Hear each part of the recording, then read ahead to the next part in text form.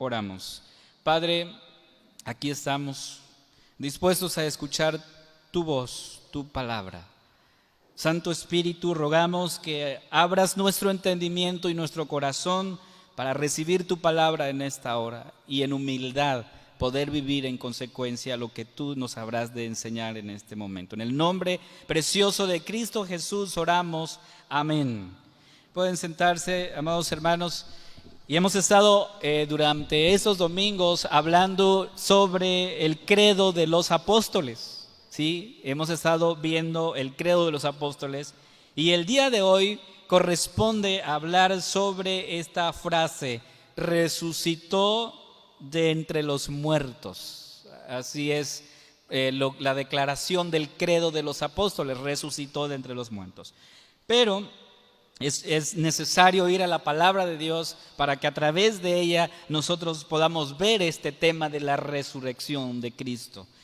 Y cuando nosotros vamos y hemos leído el texto de Corintios, encontramos que la iglesia, los corintios, traía muchos conflictos. Había grupos con visiones diferentes, con liderazgos diferentes. Es decir, cada grupo tenía su propio líder. Algunos decían, yo soy de Pablo, otros decían, soy de Apolos, otros decían, soy de Cefas, y unos más decían, bueno, yo soy de Cristo. Hermanos, imagínese usted pastorear una iglesia dividida en 4 partes. Qué difícil, qué complicado. Pero esa era la realidad de la iglesia de los Corintios. Y es que los conflictos, amados hermanos, se derivan de no entender lo que el Evangelio de Cristo es. ¿Qué es el Evangelio de Cristo? Si yo tengo mi grupo, si yo tengo una visión opuesta al Evangelio, si no me uno al trabajo, si no me gusta cómo otros hacen las cosas, si a todo le digo que no, no más porque así me da la gana, eso es una muestra de que aún posiblemente no esté experimentando el verdadero evangelio. Hermanos, ¿cuáles son las características de alguien que aún no ha recibido el evangelio? De alguien que aún no ha sido transformado por este evangelio poderoso que el apóstol Pablo está predicando.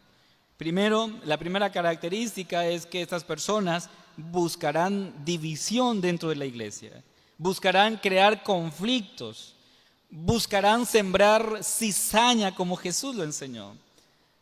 Y Pablo, tomando en cuenta esto, ahí en el capítulo 1, versículos 10 y 11 de esta carta, dice lo siguiente: os ruego pues, hermanos, por el nombre de nuestro Señor Jesucristo, que habléis todos una misma cosa, que no haya entre vosotros divisiones, sino que estéis perfectamente unidos en una misma mente y en un mismo parecer.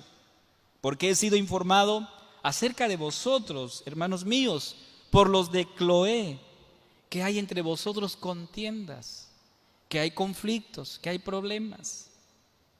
Hermanos, esto es un problema que se estaba viviendo en la iglesia. Había divisiones, había conflictos en la iglesia. Pero hay otro problema, hermanos. Y el otro problema es que en la iglesia los corintios se toleraban a personas que, estando en el liderazgo, vivían en pecado. Y aunque vivían en pecado, como quiera decían, no pasa nada, hay que sigan. Y vean uno de los pecados que se cometía dentro de la iglesia. Capítulo 5, versículo 1 dice: de cierto se oye que hay entre vosotros fornicación, y tal fornicación cual ni aún se nombra entre los gentiles, tanto que alguno tiene la mujer de su padre. Hasta esas alturas había llegado la situación en la iglesia. Por eso el apóstol Pablo llama enfáticamente diciendo a la iglesia en el capítulo 6, versículo 18: huid de la fornicación. Hermanos, Es importante precisar lo que aquí Pablo está diciendo. Liderazgo donde se toleraba el pecado. Bueno le sería a esa persona no estar en un liderazgo, porque de algo yo estoy seguro, hermanos, es que con el Señor no se juega. Él es juez consumidor. Si tú estás sirviendo en algún ministerio, sea diácono, anciano, en la alabanza, en algún otro ministerio, y estás viviendo en pecado, cuidado, cuidado. Porque si por ti mismo no confiesas tu pecado, el Señor se encargará de hacerlo. Eso es una realidad, hermanos. Yo lo he visto. Podría ser el pecado más oculto que la persona esté cometiendo y viviendo, pero el Señor se encarga de evidenciarlo, hermanos. David quiso ocultar su pecado con Betsabé y lo ocultó y vio la manera, plan A, plan B, plan C, y al final del día el Señor se encargó de exponer a David. Él se encargó de él, hermanos. No solamente había este tipo de personas en la iglesia, sino también personas que no reconocían la autoridad que alguien había recibido del Señor para servir en algún área. Habían personas en la iglesia que no reconocían esta autoridad. Y por eso Pablo, escribiendo esto, dice ahí en el 9, 1 y 2, Primera de Corintios 9, 1 y 2, dice: no soy apóstol, no soy libre, no he visto a Jesús el Señor nuestro, no soy, dice, sois vosotros mi obra en el Señor. Y luego dice en el versículo 2, si para otros no soy apóstol, para vosotros ciertamente lo soy, porque el sello de mi apostolado sois vosotros en el Señor. Entonces, hay una pregunta que debemos hacer aquí. ¿Cómo aborda el apóstol esta situación en la iglesia? Esta situación de pecado, de divisiones, de no honrar a las autoridades espirituales. ¿Cómo él lo va a abordar? Bueno, en primer lugar, predicando el Evangelio. Por eso él dice ahí en el capítulo 1, versículo 7, pues no me envió Cristo a bautizar, sino a predicar el Evangelio, no con sabiduría de palabras, para que no se haga vana la cruz de Cristo. Hermanos, sabemos que por medio de la predicación el Evangelio de salvación llega a nosotros. Por eso dice ahí en el 1:21, agradó a Dios salvar a los creyentes por la locura de la predicación. Entonces, hermanos, es necesario, es urgente que tú y yo nos expongamos a la predicación de la palabra de Dios. Por eso celebro el que hoy estés aquí y puedas exponer tu corazón a la palabra de Dios. Es importante, es urgente hacer eso. ¿Por qué, hermanos? Porque el contenido de la predicación es Cristo mismo. Cuando tu corazón se expone a la palabra, Cristo mismo te está hablando. Por eso ahí en el capítulo 3, versículo 11 dice, porque nadie puede poner otro fundamento que el que está puesto, el cual es Jesucristo. Ahora, predicar de esta manera, exponer el Evangelio de esta forma, causó enojo, causó persecución, algunas caras largas dentro de la iglesia. El apóstol experimentó eso. Por eso él dice ahí en el 4, 11 al 13, hasta ahora padecemos, dice, hambre, tenemos sed, estamos desnudos, somos abofeteados y no tenemos morada fija. Nos fatigamos trabajando con nuestras propias manos, nos maldicen y bendecimos. Eso es importante porque dice Pablo aquí, nos maldicen, pero en lugar de regresar la misma maldición, nosotros le decimos, Dios te bendiga. ¿Usted haría eso? usted regresaría a eso y diría, Dios te bendiga, hermano, Dios te bendiga, en vez de regresarle la misma maldición. Es lo que Pablo está diciendo aquí. Padecemos persecución, dice, y la soportamos. Nos difaman y rogamos, es decir, oramos por ellos. Hemos venido a ser hasta ahora como la escoria del mundo, el desecho de todos. Entonces, ¿cuál es el evangelio que Pablo va a predicar? ¿Cuál es el evangelio que él va a enseñar? Dice, os declaro, hermanos, el evangelio que os he predicado, el cual también recibisteis, en el cual también perseveráis, por el cual asimismo, si retenéis la palabra que os he predicado, sois salvos, si no creísteis en vano. Porque primeramente os he enseñado lo que asimismo recibí, que Cristo, dice Pablo, esta es la enseñanza del apóstol. ¿Qué hizo Cristo? Murió por nuestros pecados.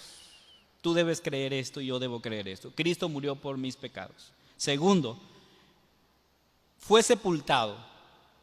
Tercero, resucitó al tercer día conforme a las Escrituras. Y es lo que estamos viendo hoy.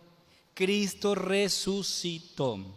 Hoy vemos entonces esta parte del credo de los apóstoles, el cual nos enseña que Cristo resucitó de entre los muertos. Entonces, ¿cuál es la buena noticia de la resurrección, hermanos? O sea, Cristo resucitó. ¿Cuál es la buena noticia? La primera noticia es que en su resurrección recibimos gracia. En la resurrección de Cristo, tú y yo recibimos gracia. Versículo 9 dice, porque yo soy el más pequeño de los apóstoles, que no soy digno de ser llamado apóstol porque perseguía la iglesia de Dios. Pero por la gracia de Dios soy lo que soy. Es lo que dice Pablo aquí. Entonces Pablo nos muestra que si él ha sido llamado apóstol, si él está sirviendo en esa área, no ha sido por sus propios méritos, no, sino porque Dios así lo quiso, es decir, es por gracia nada más, es lo que está diciendo aquí, hermanos. Por lo tanto, podemos observar en el apóstol que él no estaba buscando popularidad o títulos o like en Facebook, YouTube, Instagram, TikTok, no. Su objetivo era predicar el evangelio. Es lo que estaba haciendo. De hecho, algunos dentro de la iglesia decían que Pablo no tenía el cuerpo, el porte físico para ser un apóstol. Mira, ¿hasta dónde había llegado la iglesia? Le estaban diciendo a Pablo, a ver, físicamente no estás calificado para ser un apóstol. Wow, interesante. Lo voy a leer para que usted no se vaya con la duda. 2 Corintios 10 dice, versículo 10 y 11, porque a la verdad dicen, las cartas son duras y fuertes, mas la presencia corporal débil. Ahí está. Tú no tienes el cuerpo, se debe ver en ti la autoridad de un apóstol, así es que Pablo, tú no eres apóstol, no estás calificado para hacerlo. Y es que surgió en ese tiempo muchos falsos predicadores que se habían levantado y parte de la enseñanza era que un apóstol o un predicador debía tener el porte de un predicador, de un apóstol. Y no solamente eso decían, leyendo un poco, algunos hasta llegaban a decir de que el apóstol debía de vestir de una forma para ser aceptable ante la sociedad. Pablo, tú no calificas para esto. No, imposible. Por eso ahí en el versículo 12 de este capítulo dice, porque no nos atrevemos a contarnos ni a compararnos con algunos que se alaban a sí mismos, dice Pablo. Yo no me atrevo a comparar con otros. No lo debería de hacer y no lo voy a hacer. Por eso Pablo inicia diciendo su argumento. Ahí en el capítulo 1 de la carta dice, yo soy apóstol por voluntad de Dios. Soy apóstol por voluntad de Dios. Entonces, hermanos, ¿qué está diciendo aquí? Lo que está diciendo Pablo es que si yo estoy aquí, es porque Dios quiere que yo esté aquí. No para que me alaben, no para aprovecharme, no me quiero aprovechar. Estoy aquí por la gracia de Dios. Pablo enseñó lo siguiente en su carta a los Corintios. Dijo, así también ordenó el Señor a los que anuncian el Evangelio que vivan del Evangelio.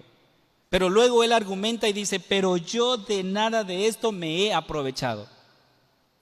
No quiero aprovecharme de esto. Y esto es una gran verdad, hermanos. Si Dios quiere que uno esté aquí, así será. Por eso Pablo reconoce, por la gracia de Dios, soy lo que soy. Si Él quiere que yo esté aquí, así será. Y cuando Él diga que es tiempo de levantar la tienda, también así será. Es importante encontrar esta filosofía del apóstol Pablo, hermanos. Y eso es el resultado entonces de la resurrección. El resultado de la resurrección es que aprendemos a dar gracias a Dios por lo que tenemos ahora. Dar gracias a Dios por lo que tú tienes hoy. No a quejarnos. No se queje. Agradezca a Dios por lo que hoy tiene. Si está haciendo calor, gracias a Dios porque está haciendo calor. ¿No? O sí, hay que quejarnos. Los veo así como que confundidos. Ok, hermanos, hay que agradecer a Dios por lo que tenemos hoy. Dar gracias a Dios. Entonces, Pablo dice, yo no estoy buscando títulos que me alaben, no me estoy aprovechando, sino que estoy agradecido al Señor por lo que tengo hoy. Por su gracia soy lo que soy. No tengo ningún mérito, dice Pablo, para colgarme alguna medalla. Más bien, debo tener agradecimiento por lo que Él ha hecho en mí. Es lo que hace el Evangelio, hermanos. Gratitud de nuestro corazón por lo que Él está haciendo en mi vida. Hay que agradecerle al Señor. Elevemos todos los días un cántico de alabanza, de gratitud a Dios. Cada que te levantes, dile, Señor, gracias por este día. Porque es un regalo de Dios. ¿Sabes? Un corazón agradecido no permite tener un corazón que se queja todo el tiempo. Si tú eres agradecido, difícilmente serás alguien que te quejes todo el tiempo. Entonces el Señor nos enseña a ser agradecidos para no quejarnos, hermanos. Agradecer por lo que tenemos, porque es bendición del Señor. Hay un himno que a mí me encanta entonar, que es el himno número 2, que dice, y si ganare alguna fama, todo al Calvario la llevaré. O sea, todo lo que yo logre en mi vida es por el Señor y lo llevaré a Él. Esto es importante, hermanos. Entonces, ¿qué recibimos de la resurrección? Recibimos gracia, y esta gracia nos enseña a ser agradecido. Número 2, recibimos fe. O sea, no solo recibimos gracia en la resurrección de nuestro Señor Jesús, sino también esa fe. Y la fe es un don de Dios, es un regalo que hemos recibido del Señor.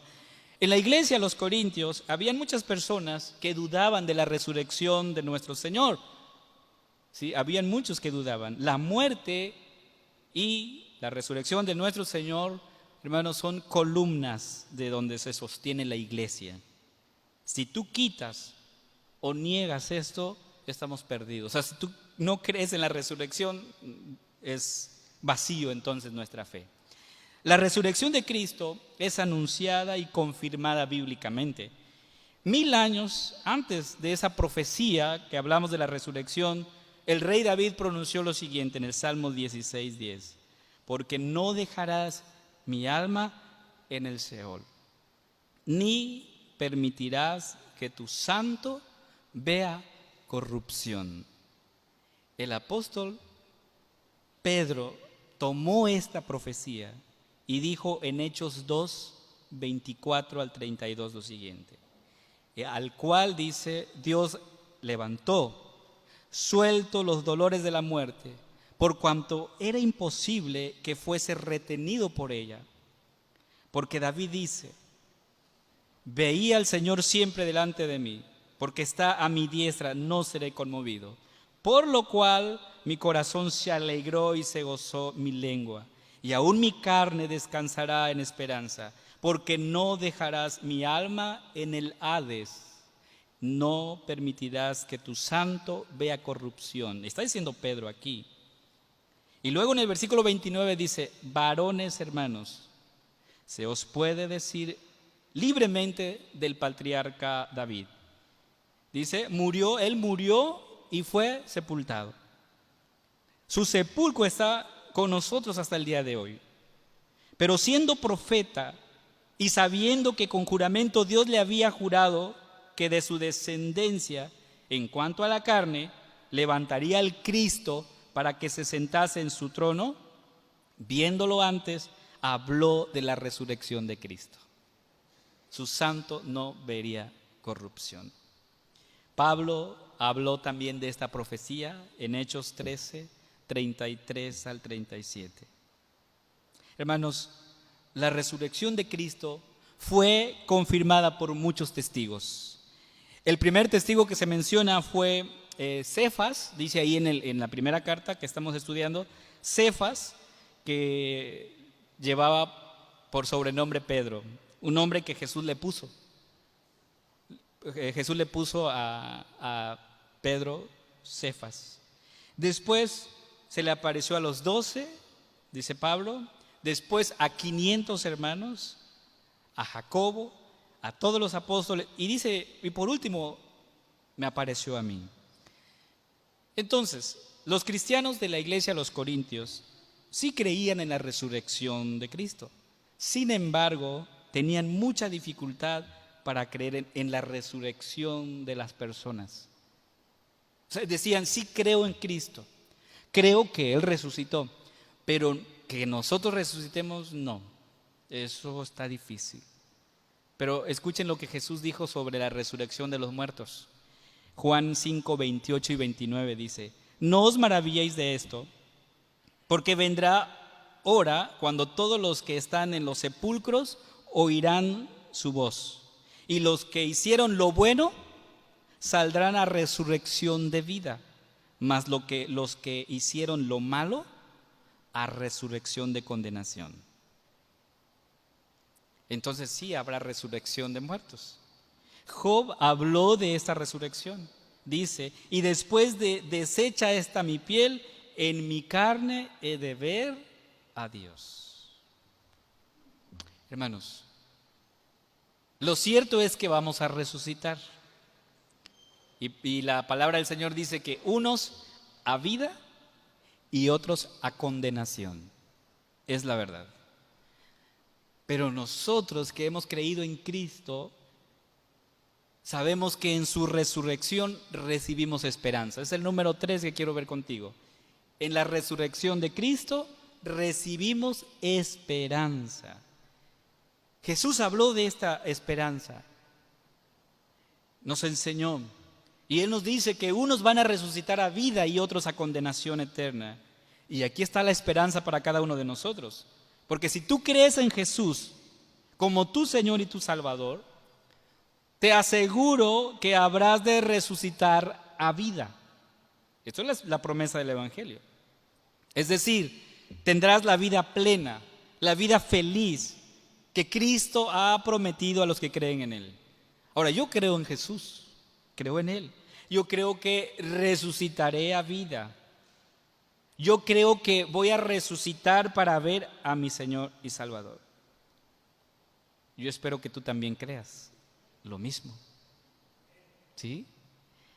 Pero si no crees en Cristo, y mucho menos que resucitó, y todos aquellos que han muerto pensaron lo mismo, entonces no hay esperanza. No existe la esperanza. Y por lo tanto, como dice en el versículo 17 del pasaje que estamos estudiando, dice, nuestra fe es vana, aún estamos en pecado.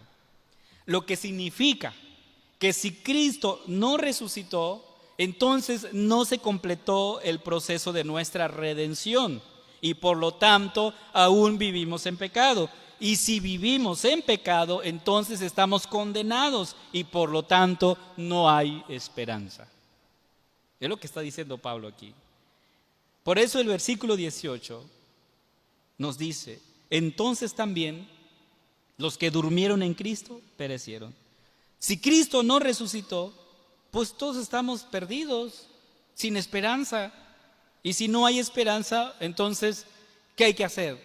Si Cristo no resucitó y no tenemos esperanza, dice Pablo en el versículo 32, entonces comamos y bebamos porque mañana moriremos. ¿Te das cuenta? Si no hay tal resurrección, entonces comamos y bebamos que mañana vamos a morir.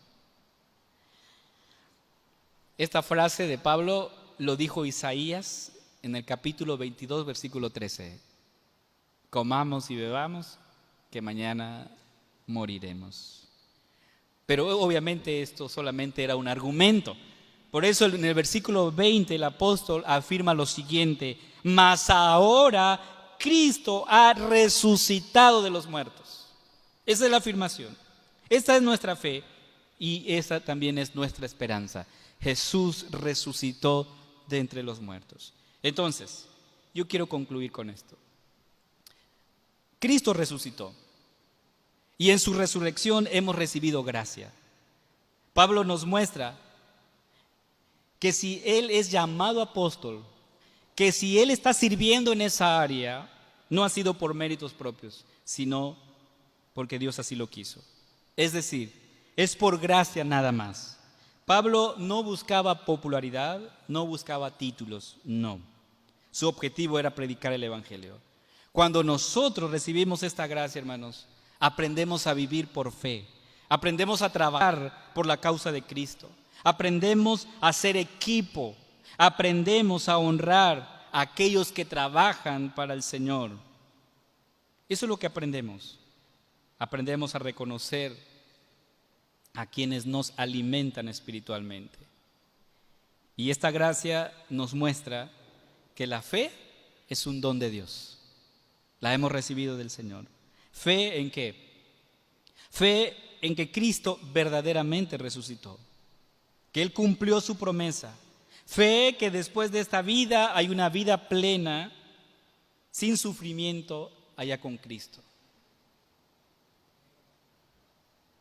Allá no va a haber calor, hermanos. Estaremos felices con el Señor. Mientras tanto, aquí soportamos todo esto porque es parte de la caída. El pecado vino y arruinó todo esto. Entonces, por eso el planeta está todo así, por el pecado. ¿Hasta dónde llegó los efectos del pecado? Y entonces esta misma fe produce en nosotros esperanza.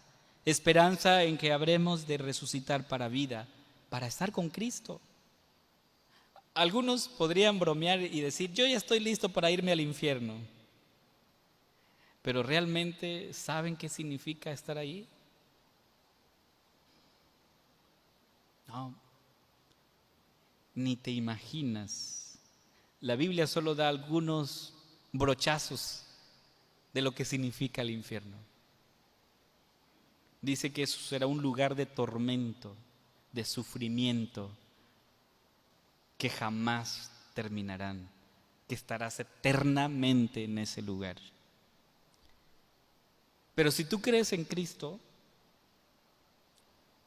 la promesa es que Él librará mi alma, mi vida de ese lugar, para llevarme a disfrutar de un paraíso que Él ha preparado para aquellos que creen en Él. Entonces, hermanos, qué hermosos beneficios, ¿no? Qué hermoso beneficio obtenemos de la resurrección de Cristo. Y qué afortunados somos. Sin embargo, si hay alguien hoy que no tiene esta bendición, que no tiene esta gracia, que no tiene esta fe, esta esperanza, el Señor te dice hoy: arrepiéntete y cree en el Evangelio de Cristo. Y entonces te aseguro que sea hoy o mañana o el día en que el Señor venga por su iglesia amada, estaremos con Él. Es el gozo de todo cristiano, ver cara a nuestro Señor y nuestro Salvador. Esa es la esperanza que tenemos. ¿Tú tienes ese anhelo? ¿Quieres ver a Cristo? Pues Él ya murió en la cruz para darte esa oportunidad. Solamente tienes que creer en Él. Y estarás también con Él, disfrutando de ese lugar que Él fue a preparar. Un lugar donde el sufrimiento, el dolor, la tristeza terminará. Esa es la promesa del Evangelio, hermanos. Vamos a darle gracias a Dios por este sacrificio y por esta bendición que nos da de poder creer en Él. Padre, gracias te damos porque sabemos que en tu sacrificio, en tu muerte, nosotros fuimos bendecidos. Hemos recibido la gracia, hemos recibido la fe, pero también hemos recibido una esperanza segura, el cual hace que hoy estemos aquí, el cual hace que la predicación no sea vana, sino que sea fructífera. Y esa es la esperanza que tenemos, Señor, que tú habrás de cumplir tu palabra en nuestras vidas. Te esperamos, Señor. Ven, te esperamos. Amén.